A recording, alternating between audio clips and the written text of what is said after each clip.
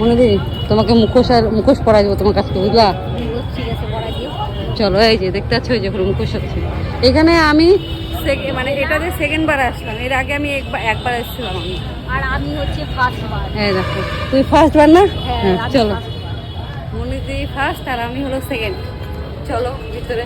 কিন্তু আমার ডেকোরেশনগুলো খুব ভালো লাগে, কি সুন্দর করে এগুলো পাতাগুলো কি সুন্দর করে দারুণ লাগে দেখতে, চরম লাগে। চলো সিঁড়িতে উঠতে উঠতে আমার পা লাগে গেল, বাপরে।